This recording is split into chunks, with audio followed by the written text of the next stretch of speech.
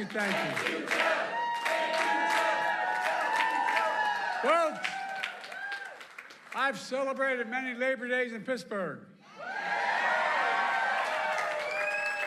And it's always good to be back with so many great friends. Many of whom flew with me on Air Force One today represent the unit that's been with me since the beginning of my career. Dave's not that old, but since I was a 29-year-old kid. I want to thank Liz Schuler, the AFL-CIO, and Kenny at the IBEW for that strong endorsement. By the way, we have an expression in Delaware. IBEW, when I ran for president, they're the ones that brung me to the dance starting off. Not a joke. And Dave McCall, the steelworkers.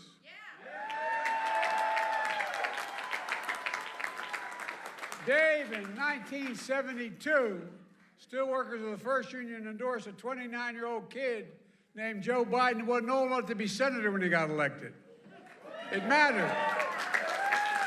A guy named Huey Carcella was the district president because we used to have one of the largest labor forces in Claymont, Delaware, and North, over 4,000 workers. And it was, anyway, it all went south. But Huey went to the national president, I.W. Abel, and he said he wanted me to get endorsed. Everybody thought it was crazy. I literally wasn't old enough to be sworn in the day I got elected. But guess what? President Abel stuck with me.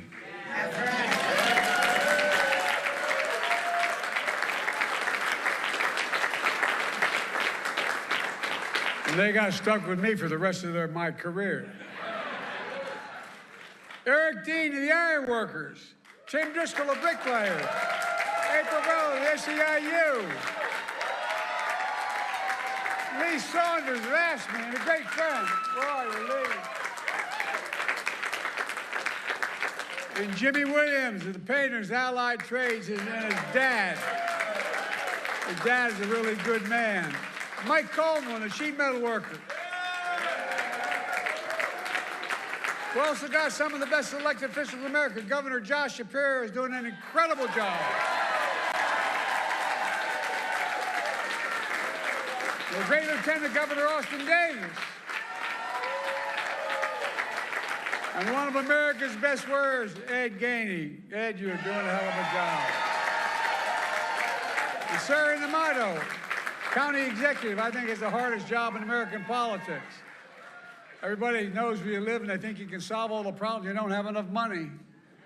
But I tell you one thing, I'm the first president ever. I used to be a county official when I was 26 years old, and it always bothered me that the federal government would send money to the state to be distributed to the county.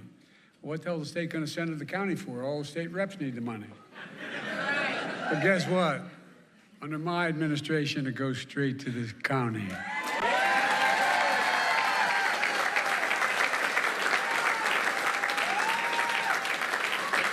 One of my best friends, my name's Joe Biden, I'm from Scranton, Pennsylvania.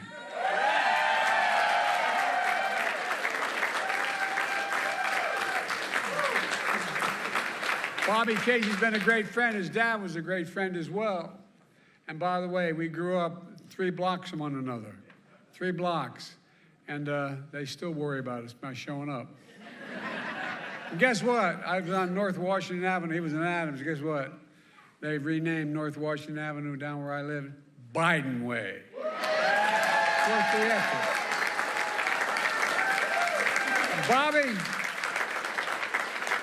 Bob will make sure we get reelected again. And while we couldn't be here, I want to thank his partner in the Senate, John Fetterman.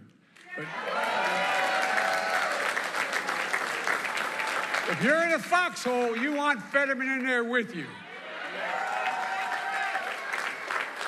He couldn't be here today, but guess what? He sent the best part of the family, Giselle. She's here.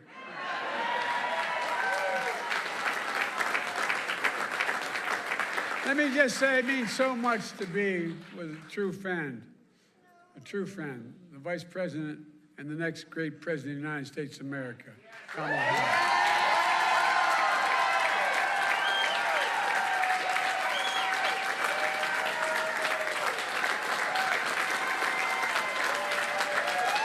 Look, folks,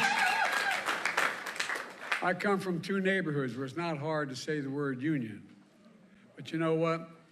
The fact of the matter is, an awful lot of politicians have a trouble saying union, like working people. Guess what? I'm not one of them, neither is Kamala. We know the simple truth. Wall Street did not build America. The middle class built America, and unions built the middle class. That's a fact. And by the way, that is not a slogan, that's a fact. I asked the Treasury Department to do a study, and it shows that when unions do well, all workers in America do better. That's a fact. That's a fact.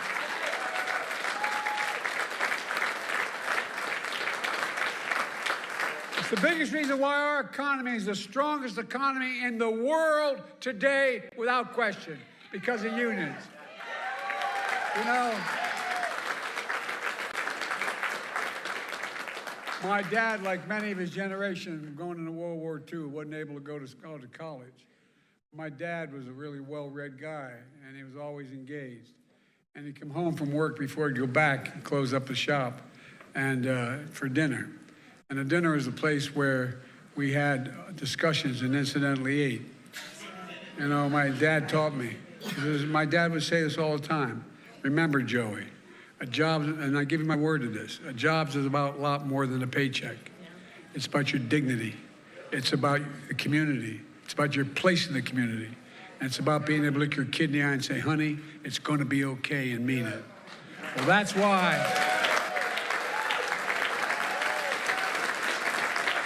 That's why Kamala and I are so proud.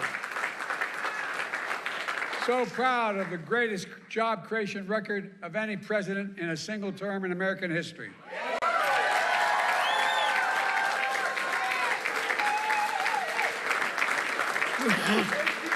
16 million new jobs so far. 800,000 manufacturing jobs.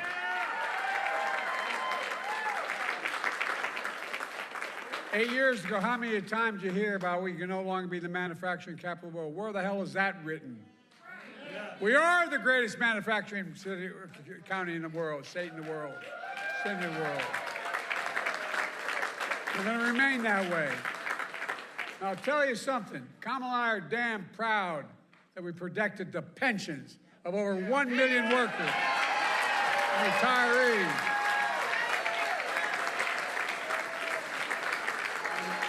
Remember all those years of promise we're going to do something about it? Well, damn it, we finally did with the Butch-Lewis Act. Over 52,000 workers and retirees across Pennsylvania alone are benefiting from that. Not only did we restore the full amount, we got them their back pay as well. We made them whole again. As I once said to Barack, that's a big deal. Yeah, that's a long story. Just heard Liz and Kenny describe another big deal. Union workers are rebuilding American infrastructure and building new factories here in America.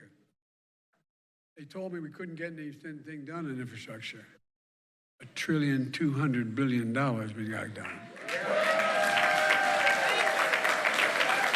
Remember Trump, for 4 years, promised every month infrastructure week. For 4 years he promised that. He didn't build a damn thing. Nothing. I mean, not nothing. Well, thanks to our infrastructure law, Pennsylvania so far has received $17 billion. $17 billion. Over 2,000 projects, from clean water to affordable high-speed internet for every Pennsylvanian. The projects that include $858 million to expand the Montgomery Lock better to accommodate bigger barges to get millions of tons of goods and on shelves faster, more reliable, and create thousands of union jobs.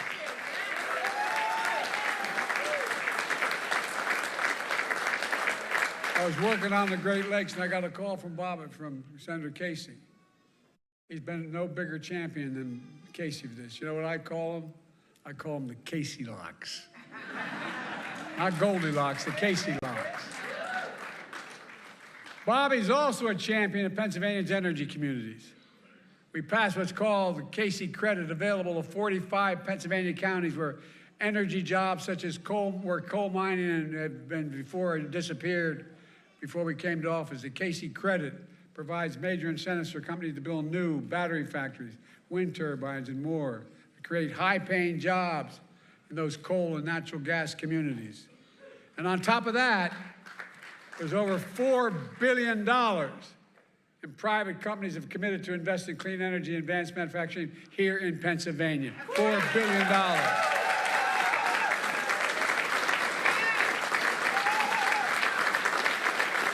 And guess what? With your support, I signed an executive order to make sure large federal construction projects all use project labor agreements.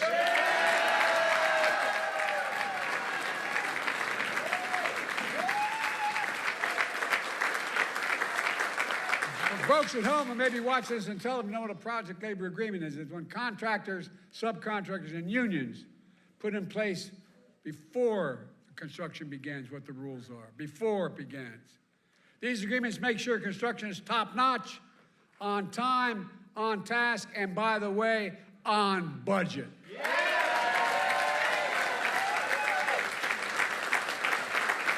There's another big deal. Buy American.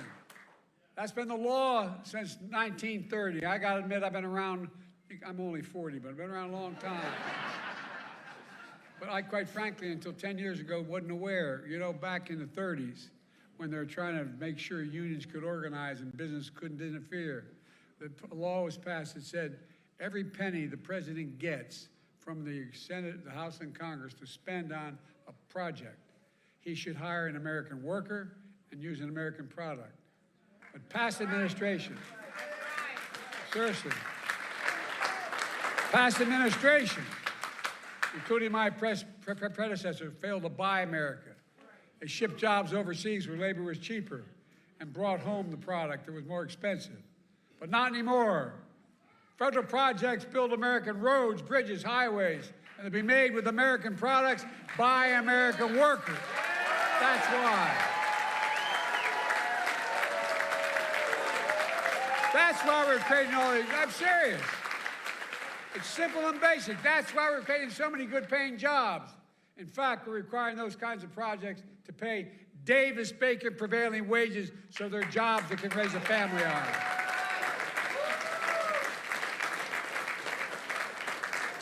Many of those jobs don't require a college degree. In fact, we expanded registered apprenticeships. Remember all the hell I got for doing that? Well, guess what? It resulted in hiring over 1 million apprentices since we came to office. Yeah.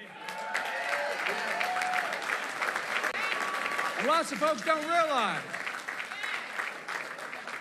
getting an apprenticeship is like getting a college degree. Why? You have to train for 4 or 5 years to get that, and some of the best workers in the world are right where we are. You know.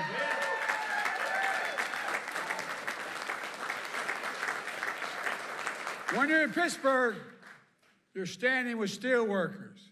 Let's be clear. I believe in American steel companies. American-owned and operated steel companies.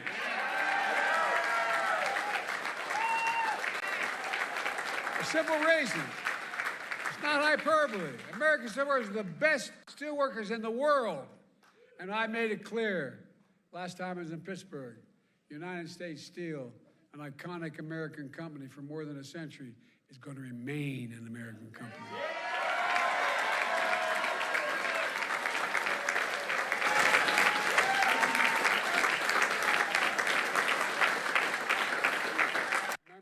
Senator, why the National Labor Relations Board was sometimes so anti-labor. It was set up to help labor, to be pro-labor.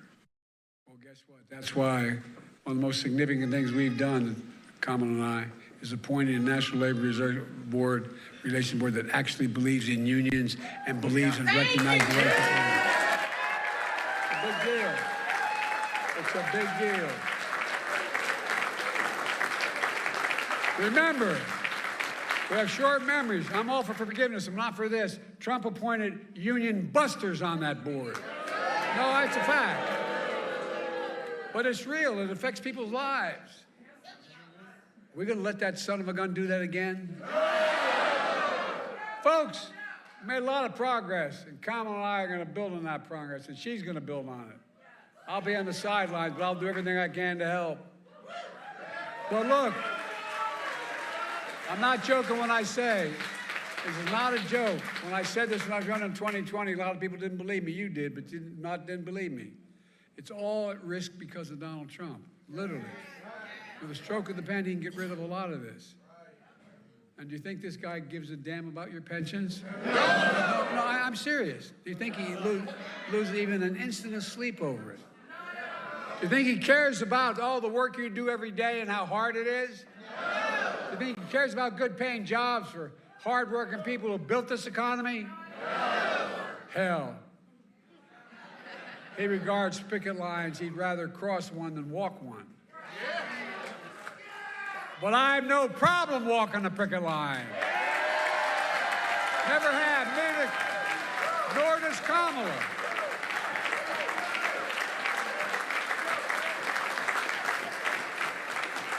We'll always walk alongside you. Union workers built this country. And again, that's not hyperbole, that's a fact. These are facts. These are not campaign slogans. Let me close with this. 5 years ago, I began my campaign for president right here in Pittsburgh.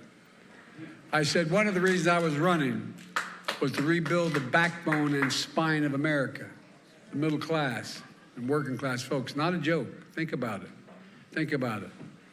Well, 5 years later, we've done just that.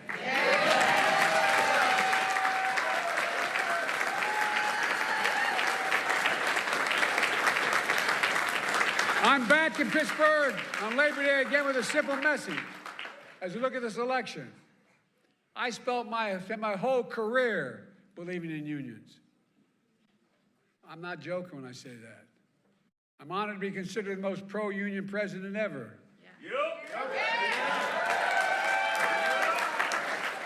And by the way, remember all the talk, Biden got elected, and he's going to do a planned economy, we're going to collapse, and there's going to be all this caving in. Interest rates are going to go through the ceiling. Come on, man. I'm here to tell you, if it's about increasing the strength of your unions, is what it's all about. If you care about hardworking people, just give them a fair shot. Everyone in America deserves a fair shot. A fair shot. If you care about the dignity of work, and I mean it matters, the dignity of work, the way you're treated, the decency. I remember when my great-grandfather was only the second Catholic elected statewide to the state Senate here in Pennsylvania. And I remember they talked about when they're running against him in 1906, they said, guess what? They said, he's a Molly Maguire. You know what a Molly Maguire was? Well, those of you who don't, a Molly Maguire, back in the old days, when we Irish and the Catholics came, and then the Poles and others that were Catholic, when they came to the United States of America in the beginning of the 1840s, and late 1840s, they made their way down into Pennsylvania, a lot of them, and there's a tier in the coal mines.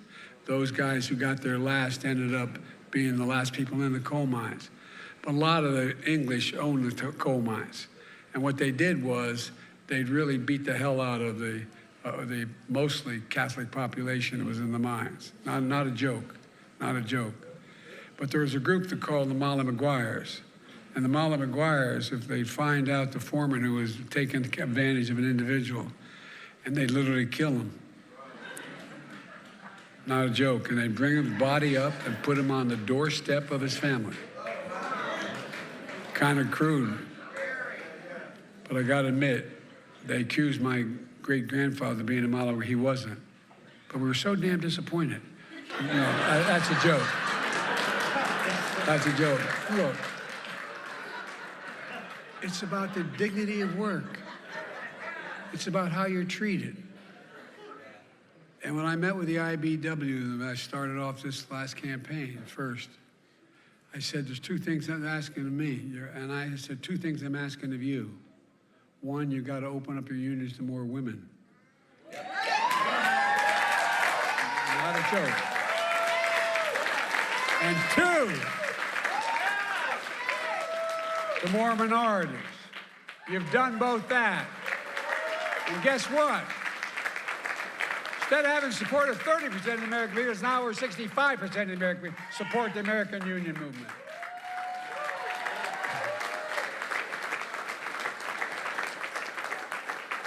It really is all about the dignity of work. And there's only, if you care about the dignity of work, there's only one person you have a rational choice with this time. And that's Kamala Harris. Not a, Let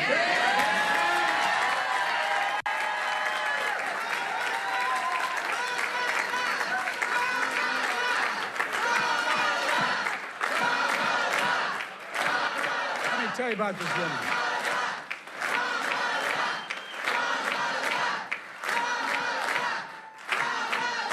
I know her. I trust her. Not a joke. I trust her. Number two, the first decision I made, the nominee in 2020, was selecting her as my vice president. And by the way, it was the single best decision I made as President of the United States of America.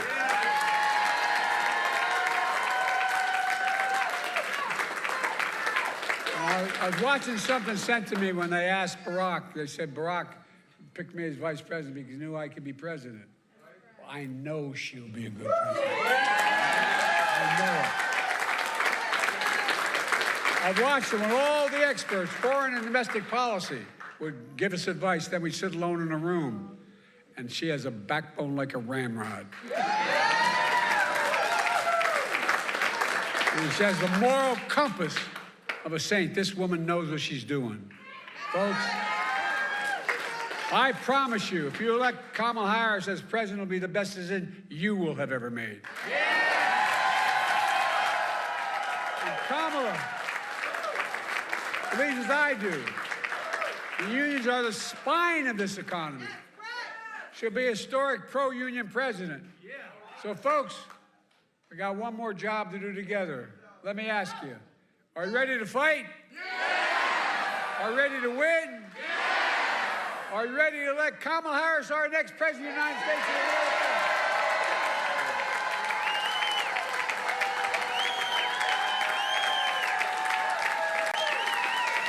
And in the process, are you ready to make Donald Trump a loser again? I've never been more optimistic about America. We have to remember who we are. We're the United States of America. There's nothing, I mean this from the bottom of my heart, there's nothing beyond our capacity. Nothing. When we do it together. And that means elect my friend, our great Vice President, President of the United States, Kamala Harris.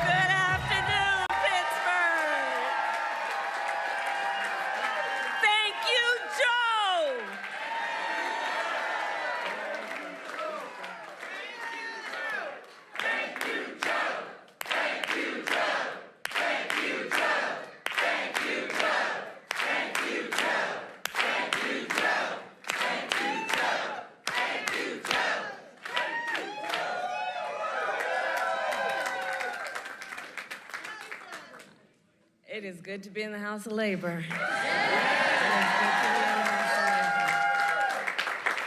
And it is good to be back at IBEW Local 5. And can we please give it up again for our President, Joe Biden?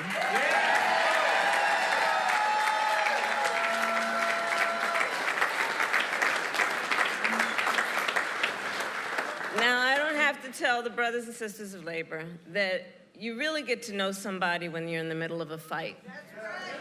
When times are hard, when the forces are mighty, when people don't believe something can get done and they have 1,000 excuses for why it can't get done.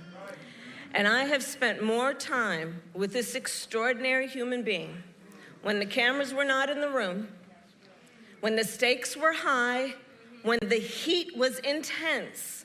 And Joe Biden has always stood with the workers of America and labor unions of America. Always. Always. I've been with him when he'll bring folks into the Oval Office. And you know how Joe can get sometimes. He doesn't spare words. It's good that sometimes the cameras are not in the room when he has those conversations. Because the thing about the Joe Biden I know, and I know you know, because he has been a friend of labor for so long, for his whole life.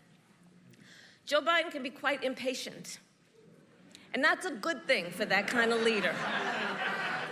Quite impatient. And I say to all of the friends here, the press that's in the room, history will show what we here know.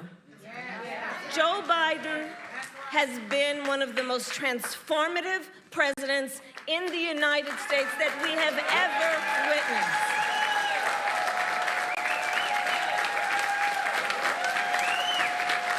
And it comes from his heart.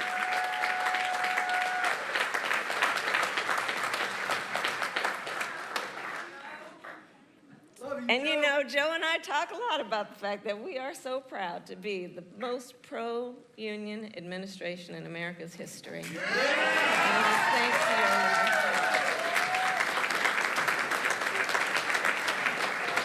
leadership. And as we know, Joe's still got a lot of work to do, so let's also understand that. So I want to thank all the incredible leaders who are here today, including the Governor Shapiro, Lieutenant Governor Davis, Senator Casey, who we will re-elect this November, Mayor Gainey, President Schuller, President Cooper, all the leaders of labor who are here, all the union members who are here. So I'll just get right to a few points. I love Labor Day. I love celebrating Labor Day. And Pittsburgh, of course, is a cradle of the American labor movement. It is the birthplace of the AFL, headquarters of the steelworkers, home to Firefighters Local 1, and of course, the historic IBEW Local 5.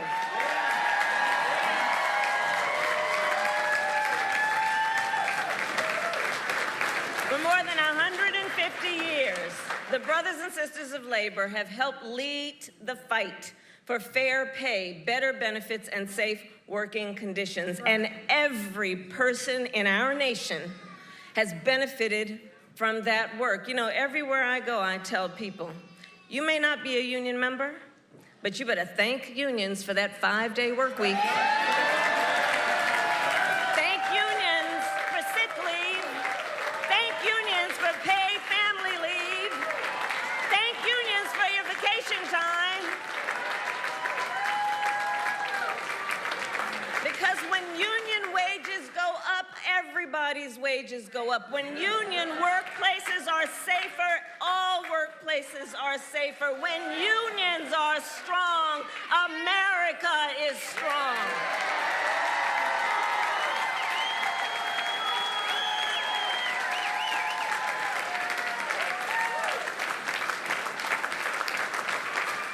And we are clear.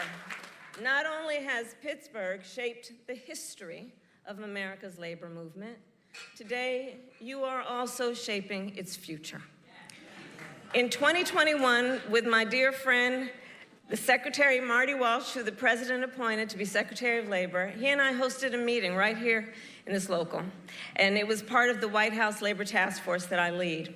That day we met with a group of computer programmers who were working to form a union.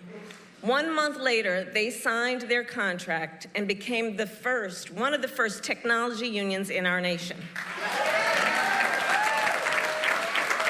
Standing on the shoulder of all those who have been here and fought the good fight. So Pittsburgh, I remind us of that to say together, we are fighting to build an economy that works for all working people. And that has always been the vision of the labor movement. And that is the vision of our campaign. You know, in this election, there are two very different visions for our nation. One, ours, focused on the future. The other, focused on the past. We fight for the future.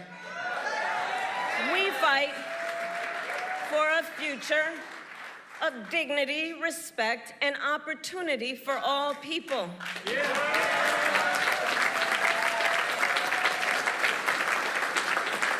We fight knowing it's some backward thinking for those folks who have been suggesting for years that the measure of the strength of a leader is based on who you beat down. You know, that's the stuff they're pushing. That the measure of the strength of a leader is based on who you beat down, when we know the true measure of the strength of a leader is based on who you lift up. Who you lift up. Do you fight for workers? Do you fight for families? Do you fight for those who must be seen and heard and deserve the dignity that comes with hard work? That's what we fight for. And when you know what you stand for, you know what to fight for. So we're 64 days out from this election. Ballots in Pennsylvania will start dropping in 14 days. 14 days. And this election is, as much as anything else, a fight for the promise of America. For the promise of America. We love our country. We love our country. And we know it is one of the highest forms of patriotism to fight for the ideals of our country. And that's what this election is about. And about the promise of America. And I don't need to tell unions what the promise looks like. It's what you do every day.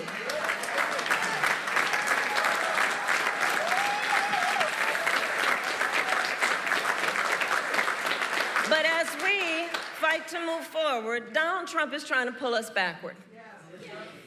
Including back to a time before workers had the freedom to organize. He's going to jail. Well, the courts will handle that, and we will handle November. How about that?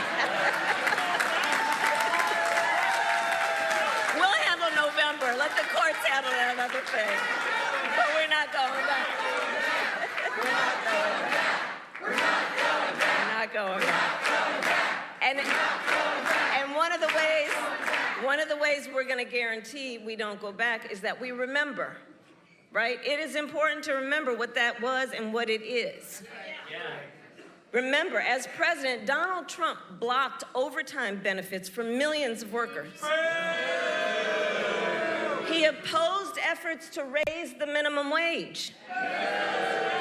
As the president said, he appointed union busters to the National Labor Relations Board. And don't forget, he supported so-called right-to-work laws. And if Donald Trump were to be reelected, he intends to give more tax cuts to billionaires and big corporations. He intends to cut Social Security and Medicare.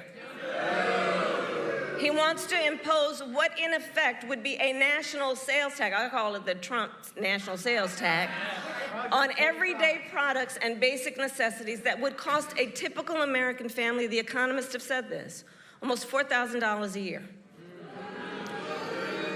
He intends to repeal the Affordable Care Act and take us back to what we remember, because it wasn't that long ago, was a time when insurance companies could deny people with pre-existing conditions. You remember what that was? Children with asthma, breast cancer survivors, grandparents with diabetes. Well, look, America has tried those failed policies before, and we are not going back.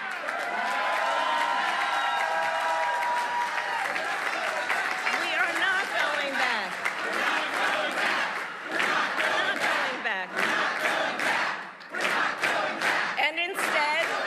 And instead, we fight for a future where no person has to go broke just because they get sick. And so, building on the work of President Joe Biden and I and the work we have done in the White House, we will continue to strengthen the Affordable Care Act and make prescription drugs affordable for all Americans. We fight for a future where every worker has the freedom to organize, and we will pass the PRO Act and end union busting once and for all, and Bob Casey will help us do that.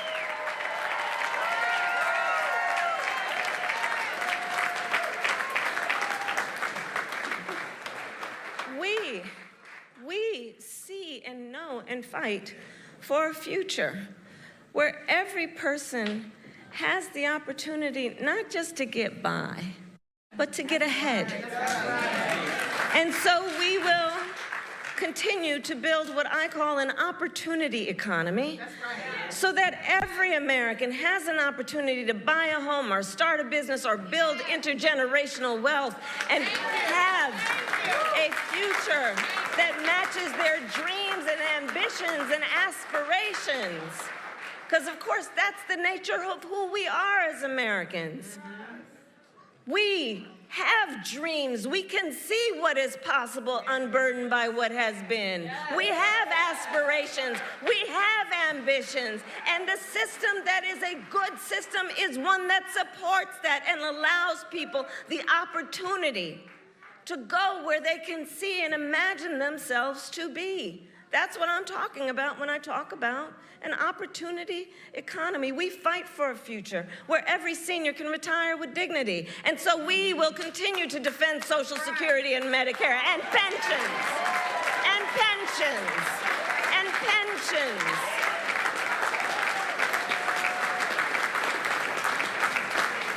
And we will continue to strengthen America's manufacturing sector. And on that point, the president mentioned it.